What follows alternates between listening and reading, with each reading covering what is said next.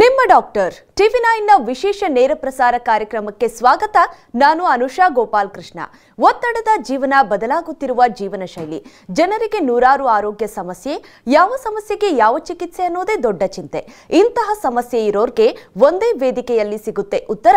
ಇದೇ ಟಿವಿ9ನ ವಿಶೇಷ ಕಾರ್ಯಕ್ರಮ ನಿಮ್ಮ ಡಾಕ್ಟರ್.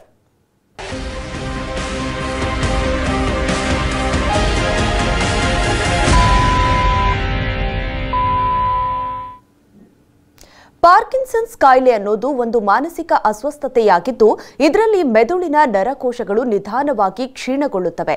ಈ ಸ್ಥಿತಿಯಲ್ಲಿ ಮೆದುಳು ಡೋಪಮೈನ್ ಎಂಬ ನರಪ್ರೇಕ್ಷಕವನ್ನ ಉತ್ಪಾದಿಸೋದನ್ನ ನಿಲ್ಲಿಸುತ್ತೆ. ಡೋಪಮೈನ್ ಮೀಸಲು ಕಡಿಮೆಯಾದಾಗ ಸಾಮಾನ್ಯ ದೇಹದ ಚಲನೆಯನ್ನ ನಿಯಂತ್ರಿಸುವ ಮತ್ತು ಭಾವನೆಗಳನ್ನ ವ್ಯಕ್ತಪಡಿಸುವ ವ್ಯಕ್ತಿಯ ಸಾಮರ್ಥ್ಯ ಕಡಿಮೆಯಾಗುತ್ತೆ. ಮೆದುಳಿನ ಅಸಹಜತೆಯ ಈ ಕಾಯಿಲೆಯಲ್ಲಿ ನಡುಕ ಕಂಪಿಸೋದು, ಮತ್ತೆ ನಡೆದಾಡಲು ಕಷ್ಟವಾಗೋದು, ಚಲನವಲನೆಗೆ ತೊಂದರೆ ಮತ್ತು ಸಂವಹನದ ತೊಂದರೆ ಉಂಟಾಗಬಹುದು. ಹಾಗಾದ್ರೆ ಈ ಸಮಸ್ಯೆಗೆ ಪರಿಹಾರ ಏನು?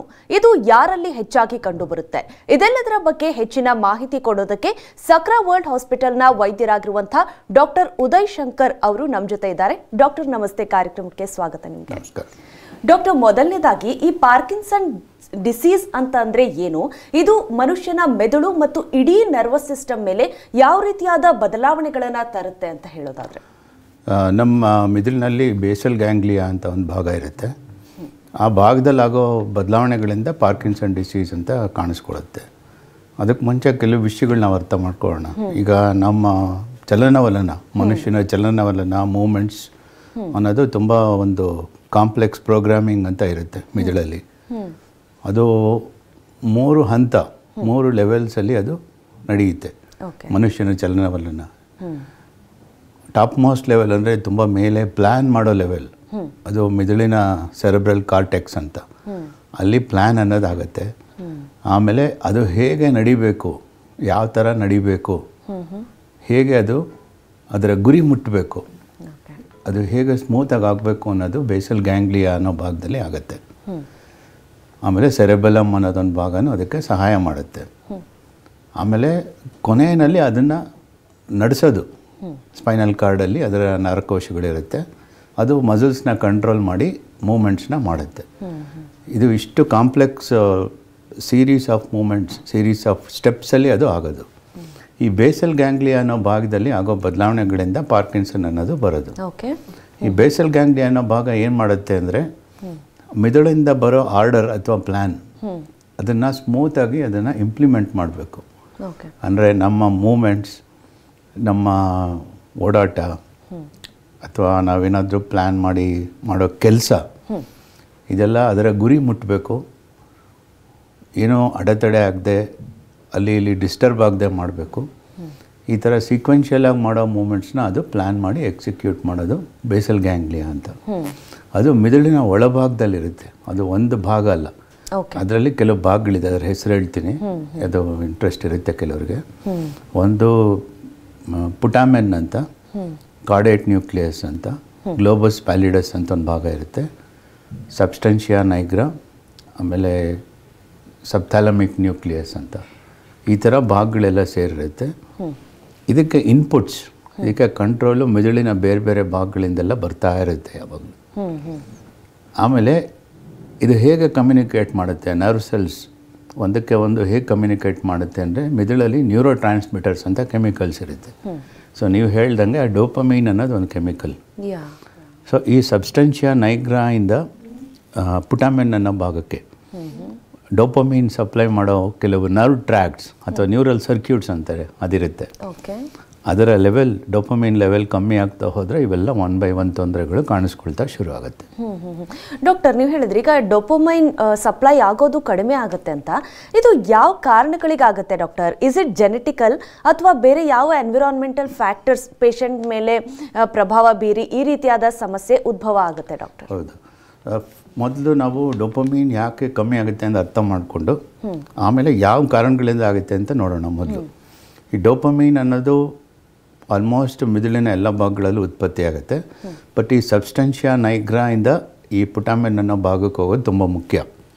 ಆ ಸಬ್ಸ್ಟೆನ್ಷಿಯಾ ನೈಗ್ರಾ ಕಾಂಪ್ಯಾಕ್ಟ್ ಅನ್ನೋ ಭಾಗದಲ್ಲಿ ಇದನ್ನು ಉತ್ಪತ್ತಿ ಮಾಡೋ ನರ್ವ್ ಸೆಲ್ಸ್ ಇರುತ್ತೆ. ಓಕೆ. ಏನಾಗಿರುತ್ತೆ, ವಿಜ್ಞಾನಿಗಳು ಕಂಡುಹಿಡ್ದಿರೋದು ಆ ನರ್ವ್ ಸೆಲ್ ಡ್ಯಾಮೇಜ್ ಆಗುತ್ತೆ, ಆ ನ್ಯೂರಾನ್ಸ್ ಅನ್ನೋದು ಡ್ಯಾಮೇಜ್ ಆಗುತ್ತೆ. ಯಾಕಾಗುತ್ತೆ, ಅದಕ್ಕೆ ಕೆಲವು ಥಿಯರಿಗಳಿವೆ. ನಮ್ಮ ನರ್ವ್ ಸೆಲ್ಸಲ್ಲಿ, ಆಮೇಲೆ ಕೆಲವು ದೇಹದ ಸೆಲ್ಸಲ್ಲಿ ಒಂದು ಪ್ರೋಟೀನ್ ಅಂಶ ಇರುತ್ತೆ, ಆಲ್ಫಾ ಸೈನ್ಯೂಕ್ಲಿಯನ್ ಅಂತ. ಓಕೆ. ಅದಕ್ಕೆ ತುಂಬ ಮುಖ್ಯವಾದ ಕೆಲಸಗಳಿದೆ. ಕೆಲವು ಕಾರಣಗಳಿಂದ ಅದರ ಸ್ಟ್ರಕ್ಚರ್ ಮಾಡಿಫೈ ಆಗಿ ಅಥವಾ ಅದರ ಫೋಲ್ಡಿಂಗ್ ಪ್ಯಾಟರ್ನ್ ಅಂತಾರೆ, ಅದು ಬದಲಾವಣೆ ಆಗಿ ಆ ನರ್ವ್ ಸೆಲ್ನ ಡ್ಯಾಮೇಜ್ ಮಾಡುತ್ತೆ ಅಂತ ವಿಜ್ಞಾನಿಗಳು ಹೇಳೋದು. ಅದೇ ಥರ ನರ್ವ್ ಸೆಲ್ಸ್ ಡ್ಯಾಮೇಜ್ಗೆ ಬೇರೆ ಕಾರಣಗಳು. ಉದಾಹರಣೆಗೆ ನಮ್ಮ ಸೆಲ್ಸಲ್ಲಿ ಯಾವುದೇ ಸೆಲ್ ಆದರೂ ಮೈಟೋಕಾಂಡ್ರಿಯಾ ಅಂತ ನೀವೆಲ್ಲ ಎಲ್ರಿಗೂ ಗೊತ್ತಿರುತ್ತೆ, ಓದಿರ್ತಾರೆ, power house of the cell ಅಂತ. ಈ ಮೈಟೋಕಾಂಡ್ರಿಯಾ ಅನ್ನೋದ್ರಲ್ಲಿ ಬದಲಾವಣೆ ಆಗಿ ಈ ಥರ ನರ್ವ್ ಡ್ಯಾಮೇಜ್ ಆಗುತ್ತೆ ಅಂತ ಇನ್ನೊಂದು ಥಿಯರಿ ಇದೆ.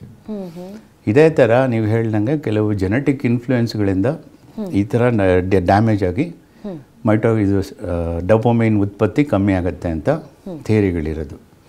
ಓಕೆ. ಸೊ ಈ ಥರ ಡೋಪಮೈನ್ ಉತ್ಪತ್ತಿ ಕಮ್ಮಿ ಆದಾಗ ಬೇಸಲ್ ಗ್ಯಾಂಗ್ಲಿಯಾ ಕೆಲಸದ ವಿಧಾನದಲ್ಲಿ ಮಾರ್ಪಾಟಾಗುತ್ತೆ, ಬದಲಾವಣೆ ಆಗುತ್ತೆ. ಡಾಕ್ಟರ್, ಈ ರೀತಿ ಡೋಪಮೈನ್ ಅಂಶ ಕಡಿಮೆ ಆಗ್ತಿದ್ದಂಗೆ ಇದು ಮನುಷ್ಯನ ದೇಹದ ಮೇಲೆ ಯಾವ ರೀತಿಯಾಗಿ ಪ್ರಭಾವ ಬೀರೋದಕ್ಕೆ ಶುರುವಾಗುತ್ತೆ? ಅಂದರೆ ಯಾವ ರೀತಿಯಾದ ಸಿಂಪ್ಟಮ್ಸ್ ಕಾಣಿಸ್ಕೊಳ್ಳೋಕೆ ಶುರುವಾಗುತ್ತೆ, ಮತ್ತು ಇದು ಆದಷ್ಟು ಬೇಗ ಕಂಡು ಹಿಡಿಯೋದು ಹೇಗೆ ಸಾಧ್ಯ ಆಗುತ್ತೆ ಡಾಕ್ಟರ್? ಓಕೆ, ಇದು ಎರಡು ಪ್ರಶ್ನೆ ಇದೆ. ಮೊದಲನೇದು, ಡೋಪಮೈನ್ ಅಂಶ ಕಮ್ಮಿ ಆಗ್ತಿದ್ದಂಗೆ ಈ ಬೇಸಲ್ ಗ್ಯಾಂಗ್ಲಿಯಾ ಅನ್ನೋದ್ರ ಕೆಲಸ ನಾನು ಹೇಳಿದ್ನಲ್ಲ, ಅದು ಸ್ಮೂತಾಗಿ, ಅಂದರೆ ಏನೂ ತೊಂದರೆ ಇಲ್ಲದೆ, ಅಡೆತಡೆ ಇಲ್ಲದೆ ಕೆಲಸಗಳು ಮಾಡೋ ವಿಧಾನ ಇರುತ್ತಲ್ಲ, ಅದು ಡಿಸ್ಟರ್ಬ್ ಆಗುತ್ತೆ. ಅಂದರೆ ಅರ್ಥ, ಕೆಲಸ ಮಾಡೋದು ನಿಧಾನ ಆಗ್ಬೋದು, ಸ್ಲೋ ಆಗ್ಬೋದು, ಅಥವಾ ಮಾಡೋ ಸ್ಪೀಡ್ ವೇಗ ಕಮ್ಮಿ ಆಗ್ಬೋದು. ಆಮೇಲೆ ಅದರ ಕಂಟ್ರೋಲ್ ಇಲ್ಲದೆ ಇರೋದ್ರಿಂದ ನಡ್ಕ ಎಲ್ಲ ಶುರು ಆಗ್ಬೋದು. ಸೊ ಈ ಥರ ಆ್ಯಕ್ಟಿವಿಟೀಸ್, ಈ ಥರ ಮೋಟಾರ್ ಆ್ಯಕ್ಟಿವಿಟೀಸ್ ಅಂತಾರಲ್ಲ, ಅದು ನಮ್ಮ ದೇಹದ ಎಲ್ಲ ಭಾಗಗಳಲ್ಲೂ ಇರುತ್ತೆ. ನಾವು ಕಣ್ಣು ಮಿಟುಕ್ಸೋದಿಂದ ಹಿಡಿದು ನಡೆಯೋದು, ಓಡಾಡೋದು, ನಾವು ಹಿಂಗೆ ಸೀಟ್ ಮೇಲೆ ಕೂತಿರೋದು, ಇದು ಕೂಡ ಮೋಟಾರ್ ಆ್ಯಕ್ಟಿವಿಟಿನೇ. ಎಲ್ಲದನ್ನು ಮಾಂಸಖಂಡಗಳು ಕಂಟ್ರೋಲ್ ಮಾಡಿ ಒಂದು ಮೇಂಟೈನ್ ಮಾಡ್ತಾ ಇರುತ್ತೆ. ಸೊ ಈ ಥರ ಬದಲಾವಣೆ ಆದಾಗ ಅದು ಅದರ ಕೆಲವು ಫೀಚರ್ಸು ದೇಹದಲ್ಲಿ ಕಾಣಿಸ್ಕೊಳ್ಳೋಕೆ ಶುರು ಮಾಡುತ್ತೆ. ಓಕೆ ಡಾಕ್ಟರ್, ಈಗ ಒಬ್ರು ಕಾಲರ್ ರೆಡಿ ಇದ್ದಾರೆ, ಮಾತನಾಡ್ಸೋಣ. ಶಂಕರ್ ಗೌಡ ಪಾಟೀಲ್ ಅಂತ ಬೆಳಗಾವಿಯಿಂದ ಕರೆ ಮಾಡಿದ್ದಾರೆ. ನಮಸ್ತೆ ಶಂಕರ್ ಗೌಡ ಅವರೇ. ನಮಸ್ತೆ. ಡಾಕ್ಟರ್ ಇದ್ದಾರೆ, ನಿಮ್ಮ ಪ್ರಶ್ನೆಯನ್ನ ಕೇಳ್ಬೋದು. ನಮಸ್ಕಾರ, ಹೇಳಿ. ಮಾತಾಡಿ, ನಿಮ್ಮ ಧ್ವನಿ ಕೇಳಿಸ್ತಾ ಇದೆ. ನಿಮ್ಮ ಪ್ರಶ್ನೆ ಕೇಳಿ ಡಾಕ್ಟರ್ಗೆ. ನಮಸ್ಕಾರ ಡಾಕ್ಟರ್. ನಮಸ್ಕಾರ, ಹೇಳಿ. ನನಗೆ 14 ವರ್ಷದಿಂದ ಇದ್ದಾರೆ ಇದು ಪಾರ್ಕಿನ್ಸನ್. 14 ವರ್ಷದಿಂದ ಈಗ ಸ್ವಲ್ಪ ಮೊದಲು ಕಾಲಿಗೆ ಬಂತು, ಕೈಗೆ ಬಂತು, ಈಗ ನಡಕ್ ಬಂದದ. ನಡಕ್ ನಾ ಬ್ಯಾಕ್ ಪೇನ್ ಅಂತ ಹೇಳಿ ಅದಕ್ಕೆ ಟ್ರೀಟ್ಮೆಂಟ್ ತಗೊಳಕತ್ತೀನಿ, ಆಗ್ತದೆ. ಹೇಳಿ ಪ್ರಶ್ನೆ. ಮಾತಾಡಿ ಶಂಕರ್ ಗೌಡ ಪಾಟೀಲ್ ಅವರೇ. ಟಿವಿ ವಾಲ್ಯೂಮ್ ನ ಮ್ಯೂಟ್ ಮಾಡಿ ಪ್ರಶ್ನೆಯನ್ನ ಮುಂದುವರಿಸಿ. ಈಗ ನಾ ಯಾವ್ದು ಡಿಸೀಸ್ ಮಾಡ್ಬೋದು?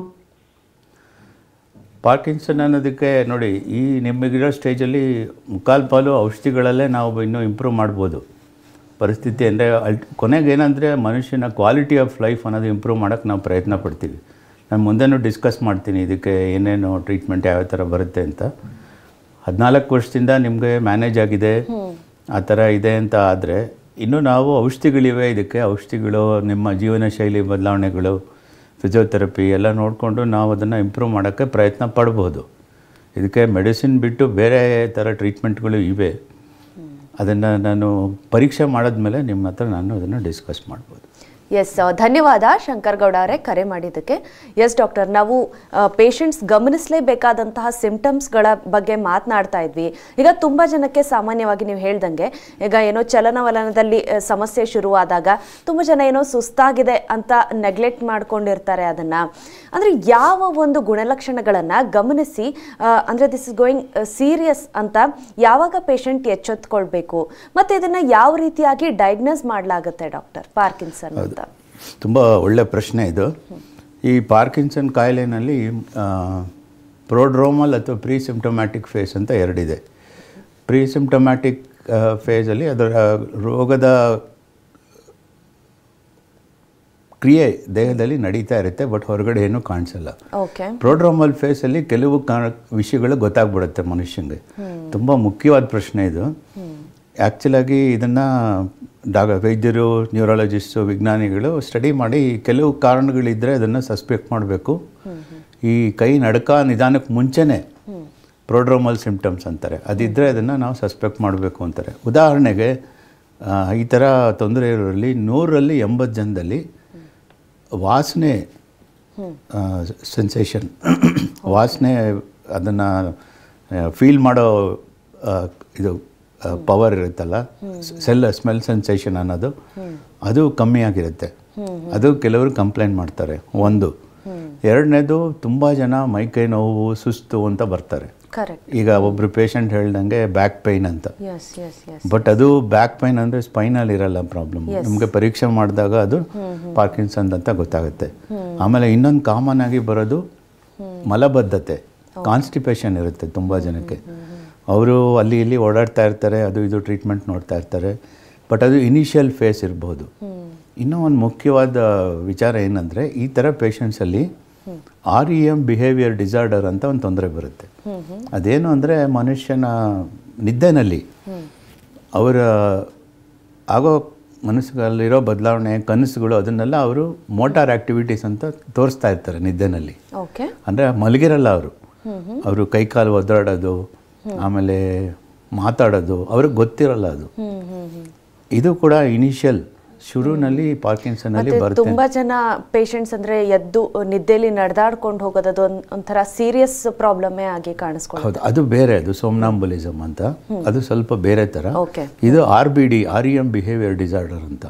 ಈ 3-4 ಪ್ರಶ್ನೆ ಕೇಳಿದ್ರೆ ನಮಗೆ ಒಂದು ಸಂಶಯ ಬರುತ್ತೆ, ಇದು ಸ್ಟಾರ್ಟಿಂಗ್ ಸ್ಟೇಜಲ್ಲಿ ಇದೆಯಾ ಪಾರ್ಕಿನ್ಸನ್ ಅಂತ. ಪಾರ್ಕಿನ್ಸನ್ ಬಂದ್ಬಿಟ್ಟ ಮೇಲೆ ಅದು ತುಂಬ ಸುಲಭ ನಾನು ಕಂಡುಹಿಡಿಯೋದು. ಇನ್ನೊಂದು ಕೇಳಿದ್ರೆ ನೀವು ಹೇಗೆ ಕಂಡುಹಿಡಿತೀರಾ, ಡಯಾಗ್ನೋಸಿಸ್ ಹೇಗೆ ಅಂತ. ಇದರ ಡಯಾಗ್ನೋಸಿಸ್ಸು ಎಕ್ಸಾಮಿನೇಷನ್, ನಾವು ನ್ಯೂರಲಾಜಿಕಲ್ ಎಕ್ಸಾಮಿನೇಷನ್ ಅಂತ ಮಾಡ್ತೀವಿ. ಆಗ ಅವ್ರು ನೋಡಿದಾಗಲೇ ಗೊತ್ತಾಗುತ್ತೆ ನಮಗೆ. ಇದಕ್ಕೆ ಏನಿರುತ್ತೆ ಮುಖ್ಯವಾಗಿ ಟ್ರೆಮರ್ಸ್, ರೆಸ್ಟಿಂಗ್ ಟ್ರೆಮರ್ಸ್ ಅಂತ, ಕೈ ನಡುಕ ಎಲ್ಲ ಇರುತ್ತೆ. ಆಮೇಲೆ ಬ್ರಾಡಿಕೈನೆಸಿಯಾ ಅಂದರೆ ಅವರ ಕೆಲಸದ ವೇಗ, ಮಾಡೋ ನಿಧಾನ, ಮಾಡೋ ಕೆಲಸದ ಇದು ಎಲ್ಲ ತುಂಬ ನಿಧಾನ ಆಗಿಬಿಟ್ಟಿರುತ್ತೆ. ಆಮೇಲೆ ಇದರಿಂದ ಅವರಿಗೆ ಸ್ವಲ್ಪ ನಡೆದಾಡೋ ತೊಂದರೆ, ಆಮೇಲೆ ಅವ್ರು ನಡೆದಾಡೋ ಶೈಲಿ ಎಲ್ಲ ಒಂಥರ ನಮಗೆ ನೋಡಿದಾಗಲೇ ಗೊತ್ತಾಗುತ್ತೆ, ಶಫ್ಲಿಂಗ್ ಗೈಟ್ ಅಂತ ಇರುತ್ತೆ. ಆಮೇಲೆ ಕೆಲವರಿಗೆ ಈ ಕಾರಣಗಳಿಂದ ರಿಪೀಟೆಡ್ ಫಾಲ್ಸ್, ಬೀಳೋ ರಿಸ್ಕು ಅದೆಲ್ಲ ಇರುತ್ತೆ. ಸೊ ಇದು ಪರೀಕ್ಷೆನಲ್ಲಿ ನಾವು ಡಯಾಗ್ನೋಸ್ ಮಾಡಬೇಕು. ಅದು ಬಂದ ಮೇಲೆ ಸರಿ ಗೊತ್ತಾಗ್ಬಿಡುತ್ತೆ. ನೀವು ಕೇಳಿದ್ದು ಪ್ರೋಡ್ರೋಮಲ್ ಫೇಸಲ್ಲಿ ಹೇಗೆ ಇದು ಮಾಡ್ಬೋದು ಅಂತ, ಆಗಲೂ ಕೂಡ ನಾವು ಪರೀಕ್ಷೆ ಮಾಡಿ ಕೆಲವು ಕಾರಣಗಳನ್ನು ಕಂಡುಹಿಡಿಬೋದು. ಡಾಕ್ಟರ್, ಇನ್ನು ಈಗ ಪಾರ್ಕಿನ್ಸನ್ ಡಿಸೀಸ್ಗೆ ಒಳಗಾಗಿರುವಂತಹ ಪೇಷಂಟ್ಸ್ಗೆ Sakra institute of neuro sciences ಅಲ್ಲಿ ಯಾವ ರೀತಿಯಾದ ಚಿಕಿತ್ಸೆಗಳಿದೆ ಡಾಕ್ಟರ್? ಪಾರ್ಕಿನ್ಸನ್ದಕ್ಕೆ ಮುಖ್ಯವಾಗಿ ನಾವು ಮೊದಲಿಂದ ಶುರು ಮಾಡೋದು ಔಷಧಿಗಳು. ಇದಕ್ಕೆ ಅಂತಲೇ ಲಿವೋಡೋಪಾ ಅಂತ ಔಷಧಿ ಇದೆ. ಜೊತೆಗೆ ಆ ಡೋಪಮೀನ್ ಅಂಶ ಜಾಸ್ತಿ ಮಾಡೋದು ಮೆದುಳಲ್ಲಿ, ಅಥವಾ ಡೋಪಮೀನ್ ಆ್ಯಕ್ಟ್ ಮಾಡುತ್ತಲ್ಲ, ಅದರ ರಿಸೆಪ್ಟರ್ಸ್ ಅಂತಿರುತ್ತೆ, ಅದ್ರ ಮೇಲೆ ಆ್ಯಕ್ಟ್ ಮಾಡೋ ಮೆಡಿಸಿನ್ಸ್ ತುಂಬ ಇದೆ. ಅದನ್ನೆಲ್ಲ ನಾವು ಹುಷಾರಾಗಿ ಪ್ರಯತ್ನ ಪಟ್ಟು ಆ ವ್ಯಕ್ತಿಯ ಕ್ವಾಲಿಟಿ ಆಫ್ ಲೈಫ್ ಇಂಪ್ರೂವ್ ಮಾಡೋಕ್ಕೆ ನಾವು ಪ್ರಯತ್ನ ಪಡ್ತೀವಿ. ಅದು ಚೆನ್ನಾಗಿ ಮಾಡ್ಬೋದು. ಅದು ಆ್ಯಸ್ ಎ ನ್ಯೂರಾಲಜಿಸ್ಟ್ ನಾವು ಅದನ್ನು ಮಾಡ್ತೀವಿ. ಕೆಲವರಿಗೆ ಈ ಥರ ಮಾತ್ರೆಗಳು ಕೊಟ್ಟಾಗ ಸೈಡ್ ಎಫೆಕ್ಟ್ಸ್ ಆಗೋಕ್ಕೆ ಶುರು ಆಗುತ್ತೆ. ಆಮೇಲೆ ಈ ಪಾರ್ಕಿನ್ಸನ್ಸ್ ಡಿಸೀಸ್ ಅನ್ನೋದು ಒಂದು ರೀತಿ ಪ್ರೋಗ್ರೆಸಿವ್ ಕಂಡೀಷನ್. ಅದು ಬರ್ತಾ ಬರ್ತಾ ಬರ್ತಾ ಅದು ತೊಂದರೆ ಜಾಸ್ತಿ ಆಗ್ತಾ ಹೋಗುತ್ತೆ. ಒಂದು ಸ್ಟೇಜಲ್ಲಿ ಡೋಪಮೀನ್ ಕೊಡೋ ಮೆಡಿಸಿನ್ದು ಎಫೆಕ್ಟಿವ್ನೆಸ್ ಕಮ್ಮಿ ಆಗ್ತಾ ಹೋಗುತ್ತೆ. ಆ ಸ್ಟೇಜ್ ರೀಚ್ ಆದಾಗ ನಾವು ಕೆಲವು ಸರ್ಜರಿಗಳನ್ನು ಹೇಳ್ತೀವಿ. ಅದಕ್ಕೆ ಕಾಮನ್ ಆಗಿ ನಾವು ಮಾಡೋದು ಡೀಪ್ ಬ್ರೈನ್ ಸ್ಟಿಮ್ಯುಲೇಷನ್ ಅಂತ. ಅಂದರೆ ಆ ಬೇಸಲ್ ಗ್ಯಾಂಗ್ಲಿಯಾ ಕೆಲವು ಭಾಗಗಳಿಗೆ ಒಂದು ಎಲೆಕ್ಟ್ರೋಡ್ ಅಂತ ಒಂದು ಒಳಗಡೆ ಇಟ್ಬಿಟ್ಟು ಎಲೆಕ್ಟ್ರಿಕಲ್ ಇಂಪಲ್ಸಸ್ ಕೊಟ್ಟು ಮೋಟಾರ್ ಆ್ಯಕ್ಟಿವಿಟಿ ಅದನ್ನು ಇಂಪ್ರೂವ್ ಮಾಡೋಕ್ಕೆ ನೋಡ್ತೀವಿ.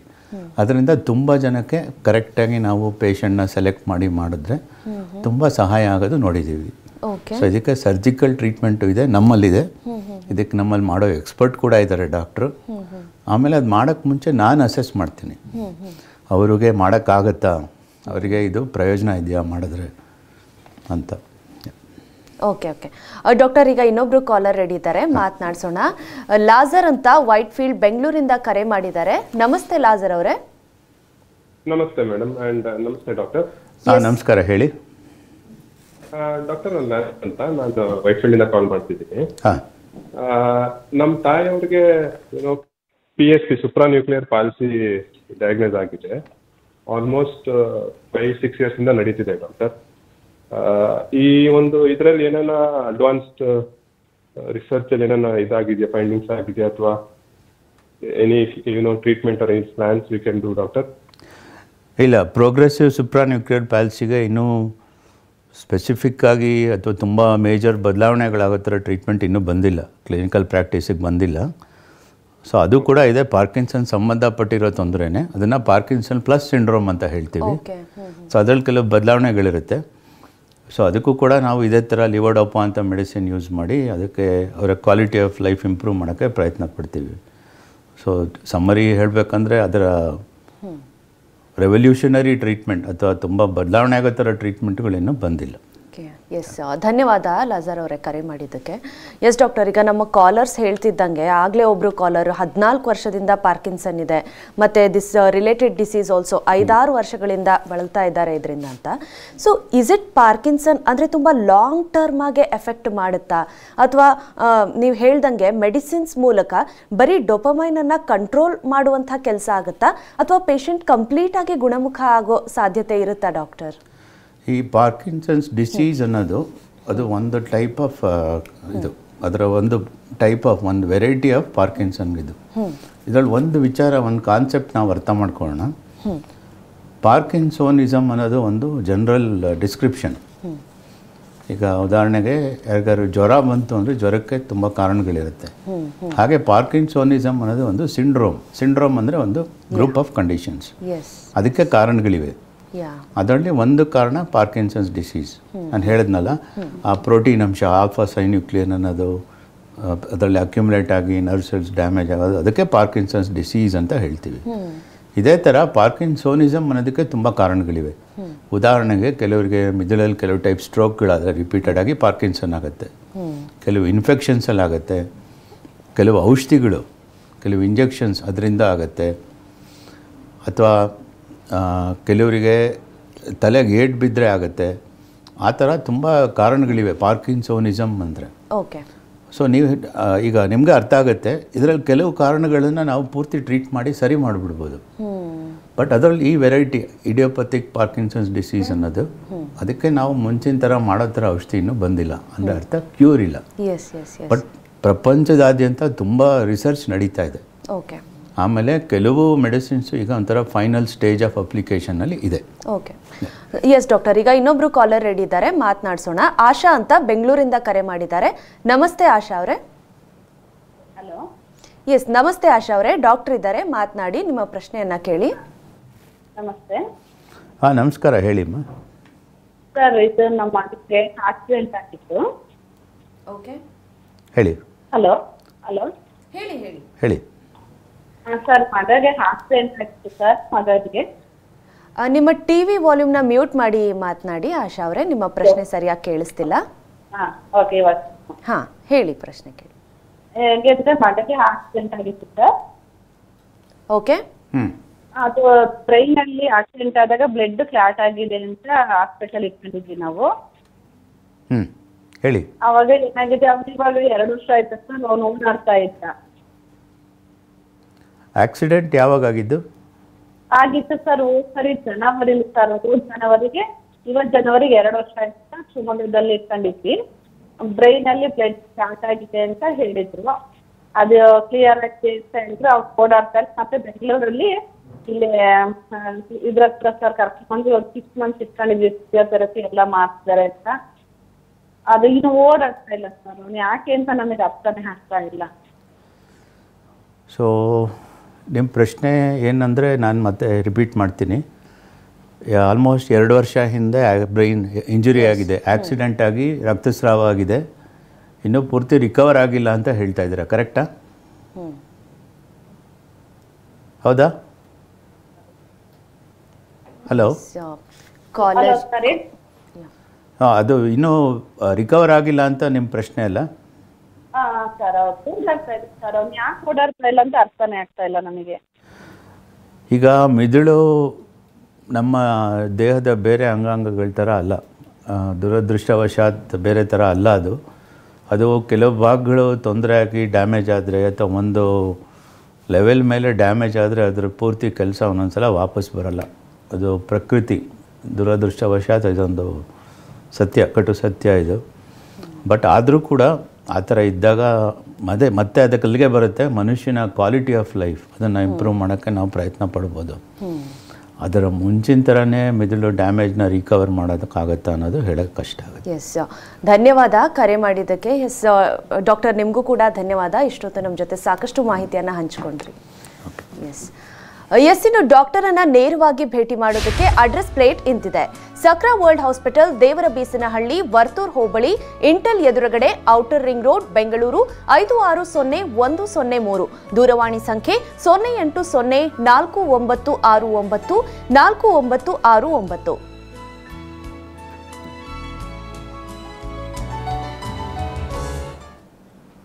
ಇದಾಗಿತ್ತು ಇವತ್ತಿನ ನಿಮ್ಮ ಡಾಕ್ಟರ್. ನಿರಂತರ ಸುದ್ದಿಗಾಗಿ ನೋಡ್ತಾ ಇರಿ TV9.